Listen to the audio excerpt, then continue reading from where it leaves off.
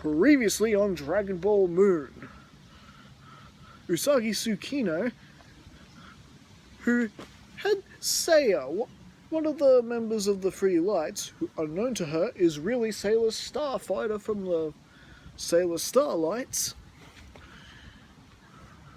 over for a visit while the rest of Usagi's family were supposedly away. But that didn't stop the rest of Usagi's friends from crashing in on this private party, along with Uranus and Neptune, a TV show host and his camera crew, and Bulma, Vegeta, Goku and Chi-Chi, who got caught in the middle of everything as two of Galaxia's henchmen showed up, transformed the TV host into a phage, and pretty much it ended up resorting to Goku firing a Kamehameha in the house, destroying Usagi's house, but at least damaging the phage enough that Usagi was able to transform it back to its human form. And well, just luckily Bulma happened to have a capsule as an exact replication of Usagi's house. Just a sort of precaution she took in mind after meeting the girls and learning what it's like, what life was like in their world, and that considering how many times, the good guys' houses get blown up in Dragon Ball Z, it wasn't a terrible idea. And well, we were now just about to head to the above of the mountain where the Dragon Team and Sailor Guardians are now waiting for the arrival of the androids, who did indeed manage to arrive, even though the Dragon Team couldn't sense their energy, and Sailor Guardians can't too, because remember, they learnt that trick as well, with training under the Dragon Team, as well as Ki energy, and how to fly. And, well, it didn't stop Army for giving it a go, turning on her visor and able to actually sniff out the androids, no problem. But there's not two of them this time. There are three of them. Who is this third android? Well, we're about to find out, because Army knows their exact location. They're not going to be able to get any cheap shots in on Yamcha and nearly take him down a man. No, the androids are suddenly surrounded, and well, just like in the original Dragon Ball Z timeline at this point, it's Android 19 and 20, aka Dr. Gero, and the third android, who has been modified as an android, is the final minion to Sailor Galaxia, whose name escapes me. She kind of looks like an anime Catwoman. Yes. And well, Dr. Gero does attack the city, destroy a few people and whatnot. Hey, what are you doing, Gero? We need to keep some of these people alive. We need to find the true Starseed. Unfortunately, the last two evil Sailor Guardians under Galaxia's command took that secret to their grave. And, so, very well, we shall settle our fight with Son Goku outside. And so, everyone has met up in their deserted part of the islands, and the battle between 19 and Goku goes on like it does in the original story, with Goku suddenly panting heavier and getting worse and worse, and 19 getting hits in and starting to absorb his energy. It becomes clear that Goku has indeed been hit with the heart virus. That, it finally happened. Gohan, didn't your dad take the antidote? Well, the symptoms never showed up, so he never bothered taking it.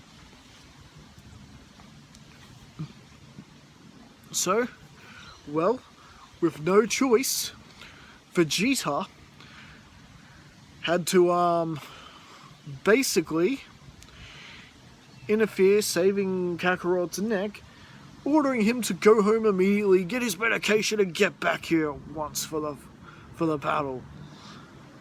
And well, Vegeta, then transforming into Super Saiyan himself, decides to take the battle to Android 19, while the Sailor Guardians are battling with the sailor android model person, the one that looks like Catwoman from the anime. And well, it's not particularly going too well. And well, she's stupid enough to slip up Android 20's identity. Gero, aren't you gonna step in here and help me? What? Gero? Gero's supposed to be killed by the androids. What's going on here? Vegeta demanding answers immediately. And Gero's wondering how could they possibly know anything like that. It's like, Your intel surprises even me, Vegeta. Tell me, how do you know of such information? That's for me to know and you to find out, Tin Can. First, I'm sending this one to the Scrappy. Vegeta ripping off 19's arms like the original, and then blasting it and getting rid of it.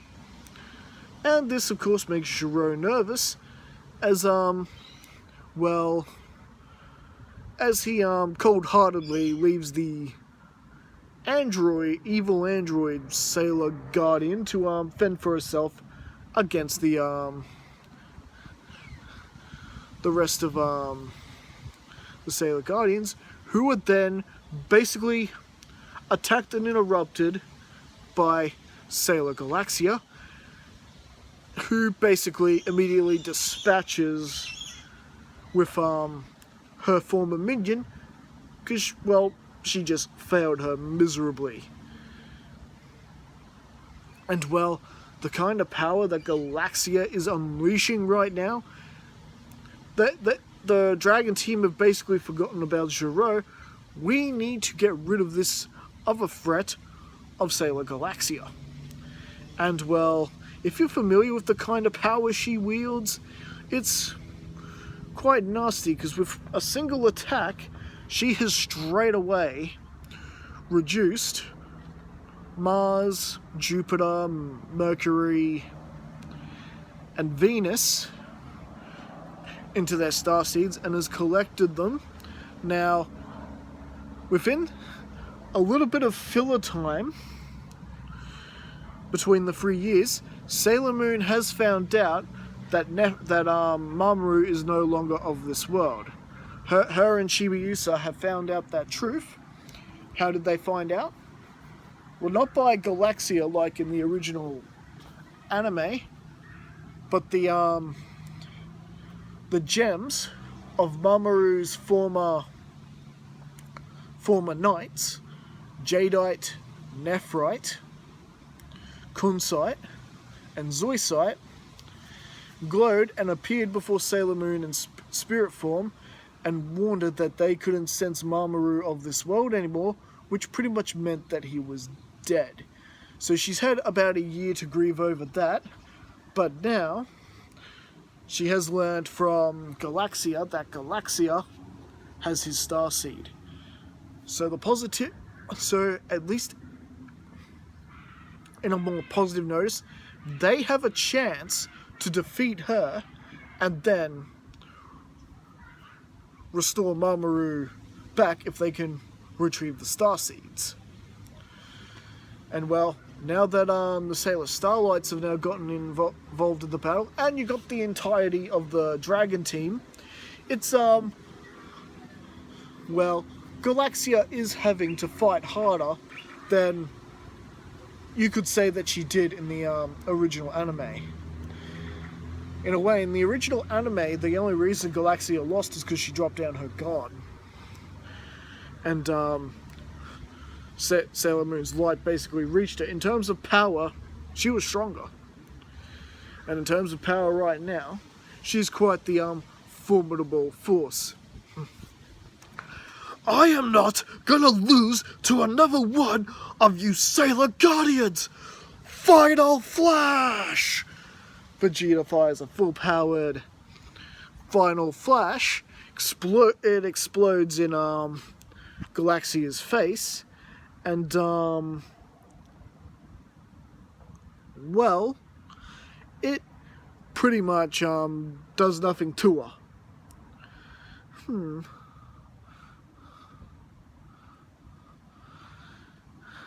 I'll have to thank you for that. Saiyan, is it? You managed to, actually keep me warm in this weather. Thank you very much. You dare mock me! Ah, ah, ah, ah, ah. Vegeta firing Ki Blast after Ki Blast, and then going in for a barrage of attacks. And, well, Galaxia, she's just blocking them all like this with one hand. She grabs Vegeta and then slams him into the ground. Ah, ah. And then blasting him with his bracelets and retrieving Vegeta's true Starseed. Wait, Vegeta with a true Starseed? Don't only good guys and pure heart people have true Starseeds? No, I don't remember that actually being the case. Remember, Vegeta is the Prince of all Saiyans, the Prince of Planet Vegeta. That would mean he would have the true Starseed to that planet after King Vegeta was killed by Frieza. And remember, both the worlds have collided now, have now formed into one, so we're dealing with Dragon Ball Z having to follow some of Sailor Moon's rules, as well as Sailor Moon have to following some of the rules in Dragon Ball. It's a brave new world, ladies and gentlemen. It's a brave new world. And, well, it's not looking too good. Eventually, Uranus, Pluto, Neptune, and Saturn have all had their starseeds taken by Galaxia, and Piccolo, who has since over the 3 years merged with Nail, figuring it could be a help to him in the battle against Frieza, and not Frieza, sorry, the androids. Nail told him about Namekian fusion, and since this could be his, final purpose. So at least Piccolo has managed to catch up in terms of his strength. But eventually he too is beaten by Galaxia to the point that, just like in the original story, only Sailor Moon and the 3 Starlights are left, who have united for their final stand against Sailor Galaxia. Sailor Moon achieving yet another form of transformation thanks to the assistance of little Chibi Chibi, who turns out is a Sailor Guardian herself and is carrying Galaxia's Starseed. Galaxia, who was once a legendary Sailor Guardian who managed to seal chaos within herself, which is kind of why she's nuts right now and is kind of the bad guy. Her last trick before the seal was complete was to send her away her own starseeds through space and time to someone who'd be worthy of using it to stop her at some point when she would strike. That is why Chibi Chibi has been there since the beginning. With her using the power of Galaxia's Starseed, her and Sailor Moon achieve a new form, and the overall light between Sailor Moon and her refusal to use violence as a weapon is able to change, well, at least start reverting chaos back to his normal form where he's supposed to be, in the hearts of every single person in the universe, where chaos is supposed to be. And, well, just like in the original, the starseeds begin flying off and begin returning to their original hosts. The Starlight's planet has been restored. Their princess has been found. And, Mamoru is brought back. And Galaxia is returned to normal, who promises to return the rest of Starseeds where they rightfully belong, guiding them all. But before she can, and meanwhile, while this has happened, Gero has made it back to his lab, surprisingly with no pursuers, and has managed to wake up Android 17 and 18, who kill him just like they do in the original. How dare you, I created you! You don't make the orders anymore, old man. 18. Now open up that other capsule. Waking up Android 16 as well. And they pretty much just decide to... Well, no, why would they? Why would they trash Gero's lab? After all, it's pretty much the closest thing they have to a home right now. But, just like Android 16's primary directive, they're deciding to go around and hunt Goku. Now, meanwhile, all this power that was being thrown around by the Sailor Guardians and the Dragon Team in stopping Galaxia, well, it has attracted this other sort of menace who has, let's just say, decided to skip his meal at Gingertown. We know who we're talking about. It is Cell. Cell, who has come to this alternate future, the same timeline where this version of Future Trunks is found, who's just arriving at the battlefield himself, to find that Android 19 was not one of the androids they were looking for. Well, no kidding, Sherlock! Considering the other android was Dr. Gero. And well, Trunks was giving them an explanation on what they look like. Sailor Galaxia is suddenly attacked by Imperfect Cell, who absorbs her. Wait, what? Stop, hold the phone, what's this? Cell can't just absorb Sailor Guardians like he absorbs androids. Au contraire, this version of Cell can. Well, over the years of gathering cells, Cell has also managed to gather DNA from the Sailor Guardians, and thanks to Sailor Galaxia's guidance, Dr. Gero, Gero has not only been programmed to eat and absorb Android 17 and 18, but those who are Sailor Guardians as well.